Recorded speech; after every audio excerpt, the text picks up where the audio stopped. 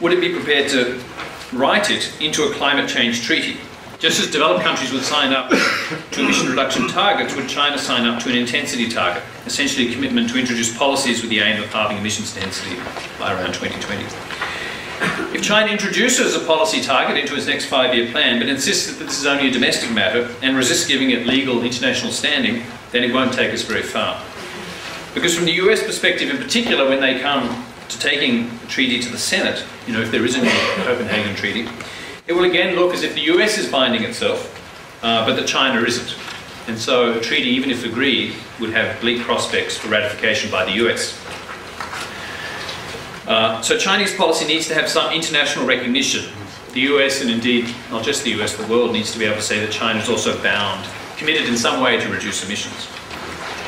So will China be prepared to take that step of international recognition? Well, we don't really know, at least I don't know. The target would be non-binding in the sense that there wouldn't be a penalty for not achieving it. So it wouldn't be very costly for China to sign up. But it would open China up to some sort of international monetary regime, and it would be seen as a step along the road to China taking on binding targets at some stage, perhaps in 2015 or 2020, so it wouldn't be costless either. It really comes down to whether China wants a global agreement on climate change and sees that in its interests. China can demand more from developed countries. As it's doing, it can demand steeper reduction targets and more international funding. But ultimately, China has to be prepared to give something as well if it wants to see an agreement. So the optimistic case for a Copenhagen deal is that developed countries agree to do more. They get their emission reductions, say, up to 20% from 1990. And they put more public funding on the table. And as I mentioned, there are signs that this is happening. And then developing countries say, okay, well, it's not 40%, but it's a 20% reduction. There's funding for mitigation abroad. And then China puts forward a policy commitment, gives it some sort of international, or shows its willingness to give it some sort of international status. Other key developing countries follow suit, and then you have your agreement. So that, for me, is the optimistic scenario. There are, of course, several pessimistic scenarios. The first is that we get an agreement, but not this year, not at Copenhagen. That, to my mind, is quite likely and not that problematic. We've got till 2012 to reach this agreement, really.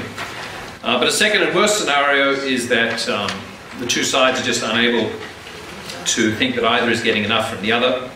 And so there's no agreement, or if there is an agreement, it's then not ratified by the US Senate, and we continue to lack an effective international framework.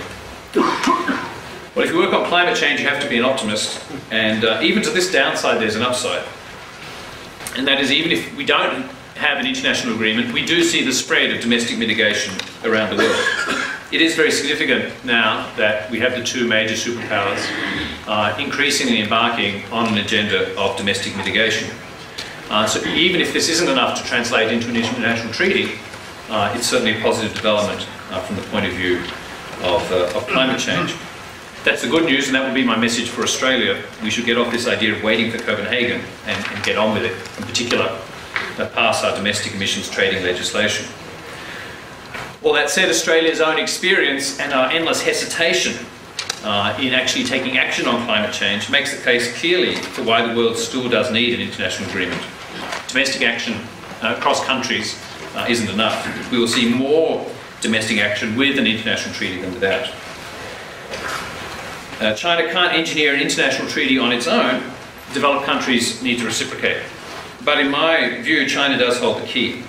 And while overall the prospects for an agreement don't look great, there are reasons to hope that China might use that key and rescue the currently floundering global climate change negotiations.